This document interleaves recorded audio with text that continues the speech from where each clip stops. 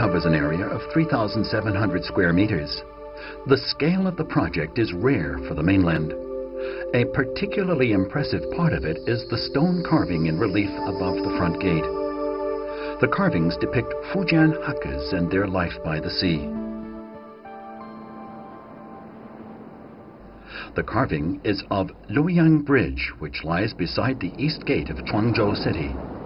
The channel was the only route available for boats coming to and going from the area. There are rolling waves beneath the bridge and a small boat. A number of onlookers are watching the boat. There's also a town near the bridge.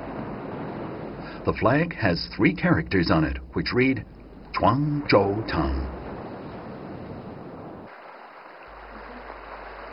The river is the Wushui, which flows from Hunan's Dongting Lake as far as the 3 towns of Wuhan. Here, a boat finds itself at the entrance to a great waterway. The Yangtze River offers a speedy passage as far as the sea. The Hakkas in the picture may very well be merchants from southern Fujian. This carving describes the hustle and bustle of the 3 towns of Wuhan when the merchant ships arrived. In a limited space, a remarkably vivid picture of the 3 towns is shown. There are 102 boats in the picture altogether, the details of which are testimony to truly remarkable craftsmanship.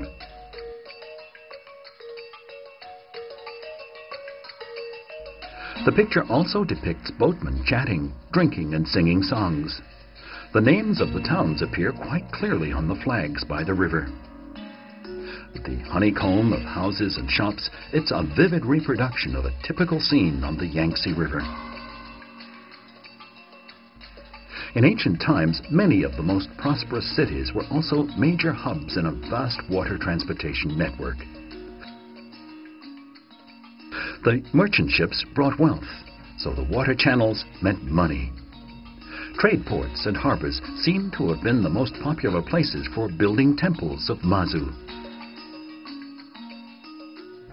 Zhejiang's Heavenly Goddess Temple is itself situated in an old trading port. A key role in keeping goods moving along the inland waterways of the Ming and Qing dynasties was played by the Fujian merchants. With their background as seafarers, sailing on a river was easy. The Fujian merchants, in the course of their frequent traveling from their home to the hinterland, promoted their goddess of the sea to other areas.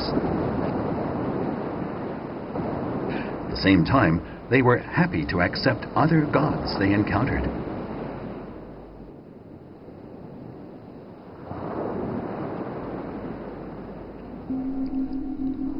In some of the temples to Mazu, river gods can also be found, which came originally from inland areas.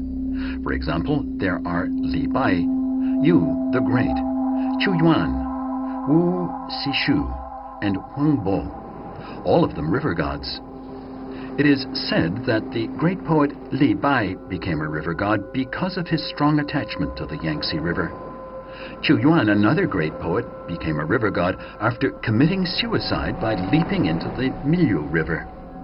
Yu the Great made a great contribution by taming China's rivers and lakes in ancient times and was the oldest river god in China's Central Plain area.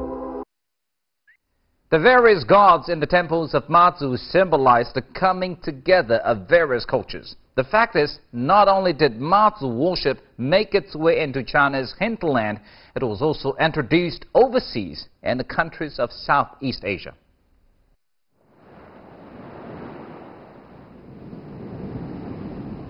In the Ming Dynasty, some 400 years ago, a Portuguese fleet arrived at a small island near the port of Zhejiang.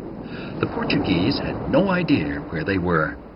A local man showed them a small temple of Mazu on a mountainside and told them it was called Amage, which then the Portuguese understood as Amacau. That name has now become Macau.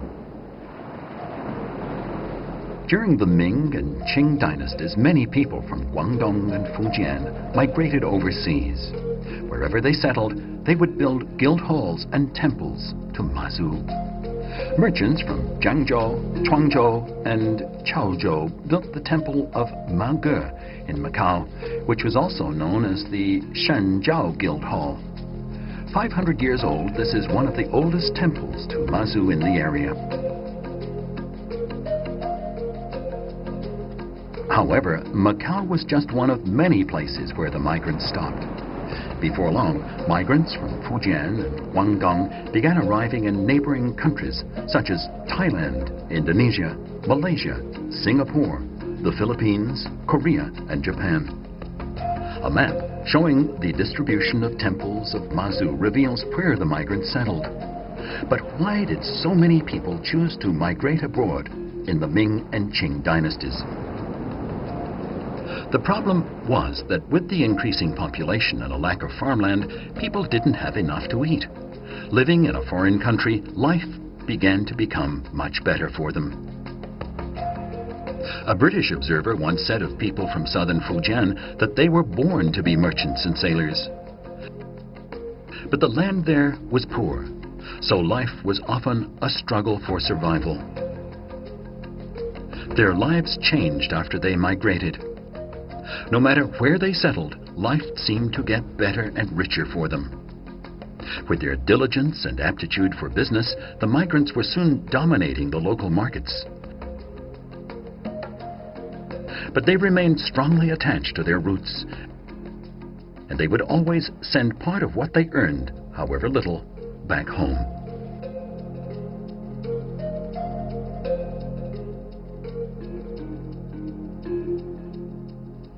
However, following the ban on maritime trade adopted in the Ming and Qing dynasties, official policy towards the overseas migrants became hostile.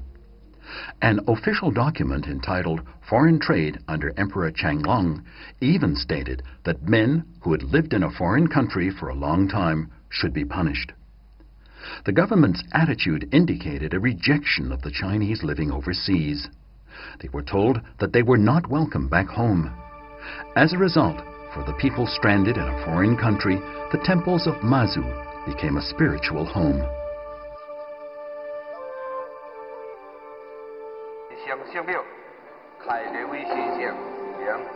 As a result, Mazu culture developed a number of unique aspects.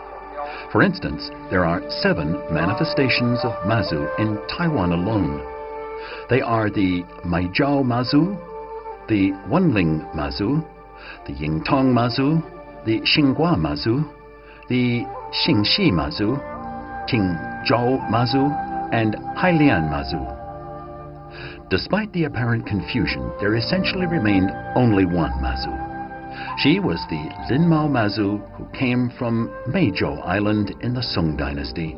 Unlike human beings, gods can appear in various forms. The first temple to Mazu was built in southern Fujian, by which time Mazu had already become a popular goddess across the country. Wenling is the old name for Chuang, so Mazu from Chuangzhou was also called the Wenling Mazu, and the heavenly goddess temple in Chuangzhou was also known as the Temple of the Wenling Mazu. It's almost like a family tree of Mazus with older and younger members. The fact was, people named Mazu after their own hometown, even though they knew the real Mazu's home was Meizhou Island. People's beliefs have always been deeply rooted in a respect for their ancestors and their local cultural traditions.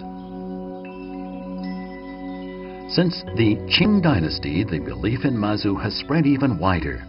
In the 200 years from the reign of Kanxi 350 years ago until the reign of Tongji, 6 emperors granted titles on 10 occasions to Mazu. From Mazu, the heavenly concubine, she became Mazu, the heavenly queen. Her longest title consists of 64 characters. No other goddess enjoyed as much honor as Mazu. Even in modern times, temples to Mazu can be found as far afield as Southeast Asia, North America, and Europe. In Taiwan alone, there are more than 600 registered temples to Mazu. Estimates suggest that worldwide there may be as many as 1,000. China has a long history of worshipping deities, but it is rare for the worship of a goddess to last over 1,000 years and survive until today.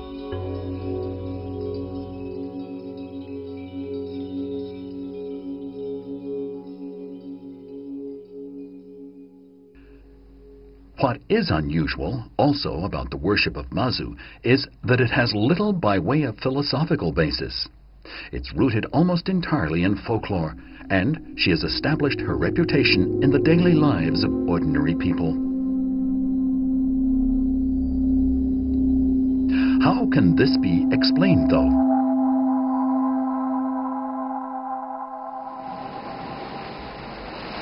A Qing dynasty scholar once recorded an episode during a trip to Taiwan. Once, in a small coastal village, a woman was on her way to her fields to work. But first, she took her child to a temple, and before a statue of Mazu, asked the goddess to take care of her child. For a whole day, the child remained quiet, without crying even once. After work, the woman would pick up her child and bring it back home. The woman trusted Mazu just as they trusted their own family. Such is the power of Mazu. She was a woman hero who, in mythology, subjugated evil spirits.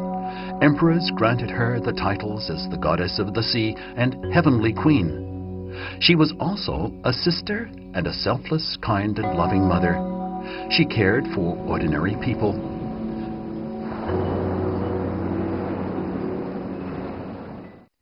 Today, Mazu's significance is perhaps greater than ever before. She is a widely popular and highly respected goddess who symbolizes for all people of Chinese origin their shared beliefs and common culture. The worship of Mazu has itself become a symbol of Chinese culture. It binds Chinese people together no matter where in the world they may be living. And with that, we come to the end of our mini-series about Mazu, the goddess of the sea. I hope you've enjoyed it. And thank you for staying with us on today's New Frontiers. I'm Ji Xiaojun on CCTV International. Bye for now.